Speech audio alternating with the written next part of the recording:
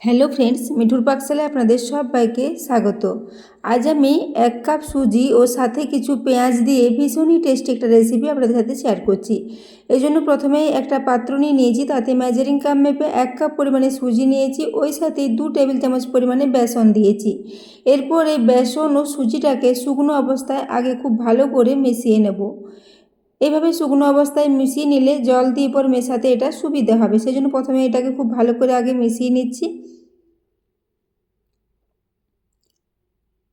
তো দেখুন এটা এখন খুব ভালো করে মিশে গেছে। এরপর এখানে কিছুটা করে জল দিয়ে এটাকে খুব ভালো করে একটু মিশিয়ে নেব।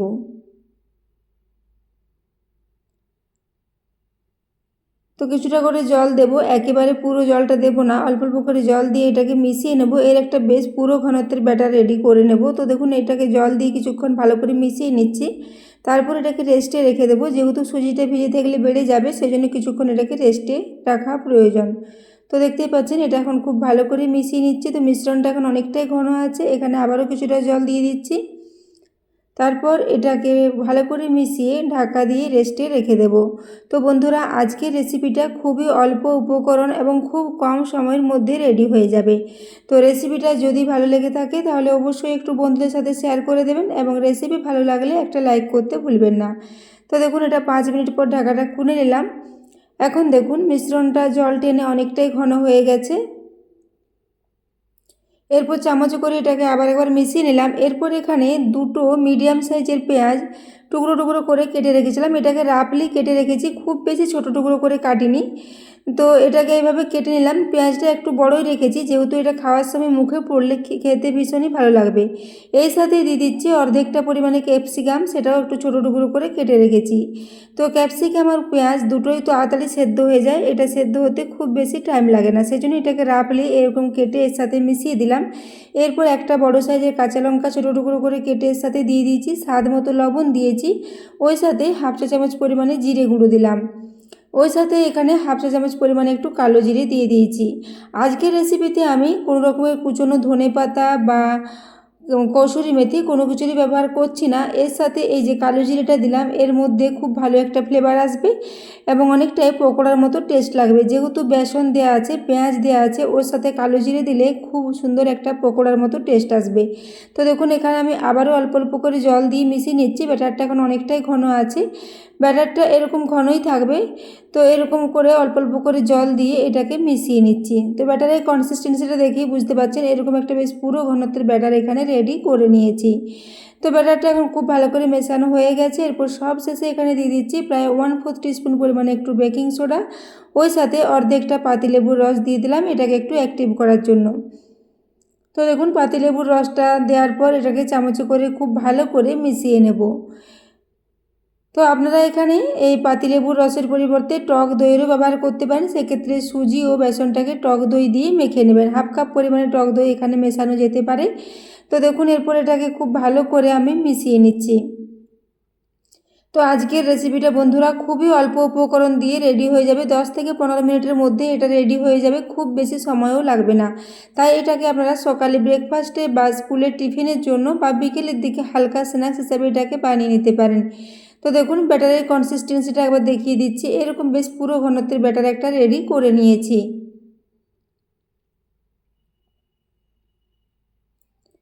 ব্যাটারটা এখন একদমই রেডি হয়ে গেছে। এরপর আমি গ্যাসে একটা আপ্পে প্যান বসিয়ে রেখেছি গরম হওয়ার জন্য। আজকের এই রেসিপিটা আমি আপ্পে প্যানে রেডি করব। তো আপ্পে প্যানটা এখন গরম হয়ে এসেছে, এরপর এখানে দিয়ে দিচ্ছি তেল। তো আজকের রেসিপিটা আমি সরষের তেলে রেডি করেছি। সরষের তেলে রেডি করলে এর টেস্টটা বেশি ভালো হবে, তবে আপনারা যে কোনো ধরনের তেল বা ঘি দিয়ে এটাকে রেডি করতে পারেন। তো দেখুন খুবই অল্প করে এখানে তেল দিয়ে দিয়েছি, তেলটাকে চামচে করে চারিদিকে একটু খুব ভালো করে ছড়িয়ে নিলাম। এরপর ওই যে ব্যাটারটা রেডি করে রেখেছি, ব্যাটারটা আবার একবার মেখে নিচ্ছি, তারপর 1 চামচ করে ব্যাটার প্রত্যেকটা আপ্পেতে দিয়ে দেব। তো বন্ধুরা আজকের রেসিপিটা ভীষণই সহজ বানিয়ে নেওয়া, একদমই সময় লাগবে না, খুব অল্প সময় ভীষণ টেস্টি মতো এটা রেডি হয়েছিল। পেঁয়াজ দেওয়ার জন্য অনেকটা এর পকোড়ার মতো টেস্ট আসবে, এবং পেঁয়াজগুলো যেহেতু বড় বড় টুকরো করে কাটা আছে, তাই খাওয়ার সময় পেঁয়াজটা মুখে পড়লে এর টেস্টটা ভীষণই ভালো লাগবে। এটাকে আপনারা যে কোনো ধরনের চাটনির সাথে সার্ভ করতে পারেন, কিংবা এটা খেতে এমনিতেই ভালো লাগবে, কোনো কিছু ছাড়াই এটা খাওয়া যাবে, ভীষণই টেস্টি লাগবে। তো দেখুন এরপর 1 চামচ করে ব্যাটার প্রত্যেকটা আপ্পেতে দিয়ে দিচ্ছি। তো দেখুন এরপর এভাবে প্রত্যেকটা আপে একটু করে ভর্তি ভর্তি করে দিয়ে দিচ্ছি। তো এইভাবে আমি দু ব্যাচে করে এগুলো রেডি করব। আমি যে পরিমাণে মিশ্রণটা রেডি করেছিলাম তা দিয়ে এখানে দু ব্যাচে করে এগুলো রেডি করে নিতে হবে। তো বন্ধুরা, আজকের রেসিপিটা কেমন লেগেছে কমেন্টে জানাতে ভুলবেন না, এবং রেসিপি ভালো লাগলে অবশ্যই একটা লাইক করে দেবেন এবং চ্যানেলটি সাবস্ক্রাইব করে আমার পাশে থাকবেন, এবং পাশে থাকা বেল আইকনটি অবশ্যই প্রেস করে রাখবেন। তাহলে আমি যে কোনো নোটিফিকেশানে ছাড়ি না কেন তা সবার আগে আপনার কাছে পৌঁছে যাবে। তো দেখুন এইভাবে প্রত্যেকটাতে 1 চামচ করে ব্যাটার দিয়ে এটাকে একটু ভর্তি করে নিচ্ছি।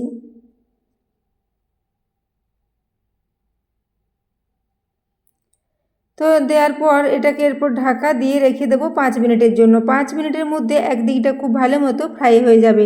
তো 5 মিনিট পর আমি ঢাকাটা খুলে নিলাম। এটাকে একদম লো ফ্লেমে রেখে দিয়েছিলাম। তো দেখুন উপরটা অনেকটাই ফোলা ফোলা হয়ে গেছে এবং উপরটা শুকিয়েও গেছে। এরপর উপর থেকে আবারও অল্প পরিমাণে সরষের তেল ছড়িয়ে দিচ্ছি। আজকের এই রেসিপিটাতে খুব কম তেলে রেডি হয়ে যাবে, একদমই তেল বেশি লাগবে না। তো দেখতেই পাচ্ছেন নিচের দিকটা খুব সুন্দর মতো ফ্রাই হয়ে গেছে। এরপর প্রত্যেকটাকে এইভাবে একটু করে উল্টে দেবো, তারপর অপর দিকটাও একটু ভেজে নেব। তো আপ্পে প্যানে করলে এগুলো তেল খুবই কম লাগবে। এছাড়া এটাকে আপ্পে প্যান ছাড়া আপনারা নর্মাল তাওয়াতেও করতে পারেন। সেক্ষেত্রে অল্প পরিমাণে তেল ছড়িয়ে এগুলোকে ছোট্ট ছোট্ট চিলার আকারে রেডি করে নিতে পারেন। সেক্ষেত্রে এটা খেতে ভীষণ টেস্টি মতো রেডি হবে। তো দেখুন এইভাবে আমি প্রত্যেকটাকে উল্টে নিচ্ছি। উল্টে দেওয়ার পর অপর দিকটা আবারও 3 থেকে 4 মিনিটের জন্য একটু ঢাকা দিয়ে রেখে দেবো। এক একটা ব্যাচ হতে প্রায় 8 থেকে 10 মিনিটের মতো সময় লাগবে। তার মধ্যে এগুলো ভীষণ টেস্টি মতো রেডি হয়ে যাবে, এবং ক্যাপসিকাম ও পেঁয়াজ দেওয়ার জন্য এর টেস্টটা ভীষণই ভালো হয়েছিল। তো দেখুন এরপর আমি এখানে এগুলোকে উল্টে নেওয়ার পর আবারও ঢাকা দিয়ে প্রায় 4 মিনিটের জন্য রেখে দিয়েছিলাম। 4 মিনিট পর ঢাকাটা খুলে নিচ্ছি। তো দেখতেই পাচ্ছেন এর কালারটা খুবই সুন্দর এসেছে এবং দুদিকটাই এখন খুব ভালো মতো ফ্রাই হয়ে গেছে। এরপর এগুলোকে একটা প্লেটের মধ্যে আমি তুলে নিচ্ছি। তো দেখুন আপ্পেগুলোর কালার খুবই সুন্দর এসেছে। এখানে কোনো গুঁড়ো হলুদের ব্যবহার করা হয়নি, হলুদ গুঁড়ো ছাড়াই এগুলো ভীষণ লালচে মতো ফ্রাই হয়েছে এবং কালারটা খুবই সুন্দর এসেছে। তো বন্ধুরা, আজকের রেসিপিটা বাড়িতে অবশ্যই একবার ট্রাই করবেন, এবং ট্রাই করলে রেসিপি কেমন হয়েছে জানাতে ভুলবেন না। তো দেখুন এরপর আমি সবগুলোকেই তুলে নিচ্ছি।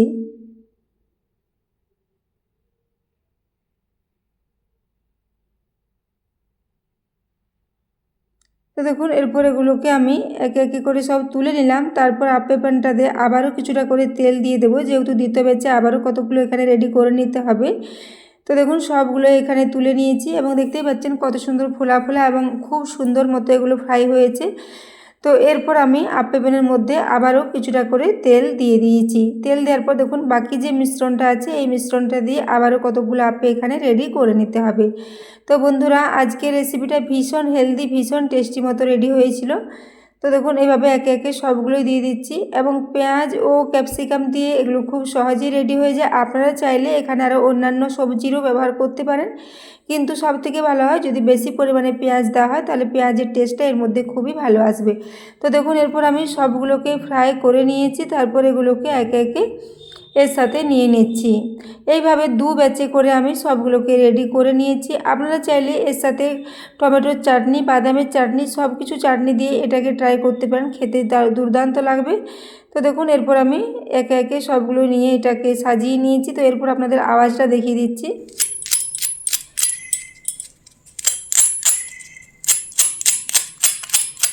তো দেখতেই পাচ্ছেন উপর থেকে ভীষণই খাস্তা ও মুচমুচে মতো এগুলো রেডি হয়েছে, এবং ভেতরটা ভীষণই নরম, এবং পেঁয়াজ ও ক্যাপসিকামে দেওয়ার জন্য এর টেস্টটা অপূর্ব সুন্দর হয়েছিল। তো দেখতেই পাচ্ছেন পেঁয়াজগুলো খুব সুন্দর গোটা গোটা রয়েছে। তো বন্ধুরা, আজকের রেসিপিটা এতক্ষণ পর্যন্ত দেখার জন্য আপনাদের অশেষ ধন্যবাদ। আবারও চলে আসবেন নিত্য নতুন কোনো রেসিপি নিয়ে। তো দেখুন ভিতরটা ভীষণ স্পঞ্জি ও জালিদার মতো রেডি হয়েছে। তো দেখা হচ্ছে আবারও পরের অন্য কোনো রেসিপিতে। ততক্ষণের জন্য সবাই সুস্থ থাকবেন, ভালো থাকবেন।